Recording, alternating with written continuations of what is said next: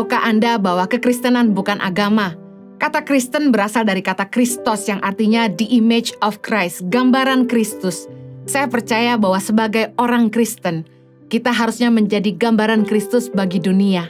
Pertanyaan saya yang pertama adalah, apakah orang-orang tidak percaya di sekitar kita dapat melihat perbedaan dalam diri Anda?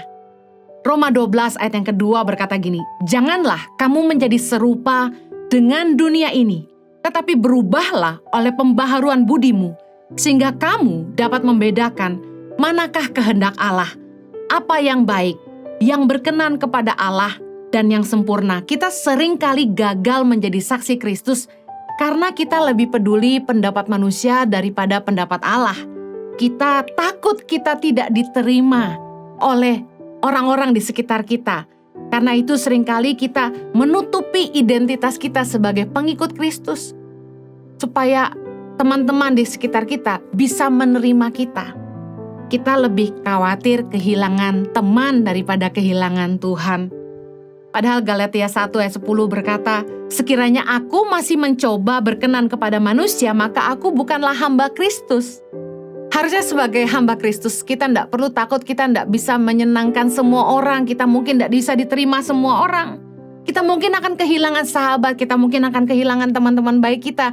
Kita mungkin akan dikucilkan di tempat kerja, kita mungkin akan dianggap aneh di sekolah. Tapi dengar baik, harusnya orang-orang tidak percaya di sekitar kita.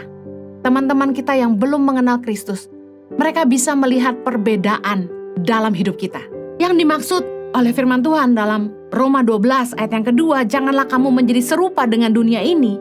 Jelas bahwa harusnya kita berbeda.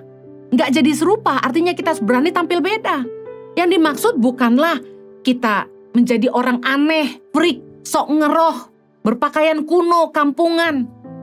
Tapi menjadi berbeda, bicara soal berbeda prinsip hidup, berbeda nilai-nilai, berbeda apa yang menjadi dasar pegangan, pedoman hidup kita. Karena sebagai orang percaya, yang menjadi dasar atau pegangan landasan hidup kita adalah kebenaran firman Tuhan. Kita mempercayai bahwa Kristus adalah Tuhan yang telah menyelamatkan kita. Orang dunia dan anak Tuhan pasti berbeda cara pandang, prinsip hidup, nilai-nilai, dan cara hidup mereka. 2 Korintus 6 ayat 14 berkata gini, janganlah kamu merupakan pasangan yang tidak seimbang dengan orang-orang yang tak percaya. Sebab persamaan apakah terdapat antara kebenaran dan kedurhakaan? Atau bagaimanakah terang dapat bersatu dengan gelap? Ayat ini banyak dipakai ketika hamba-hamba Tuhan berkhotbah untuk anak-anak muda yang sedang mencari pasangan hidup, supaya mencari pasangan hidup yang seiman.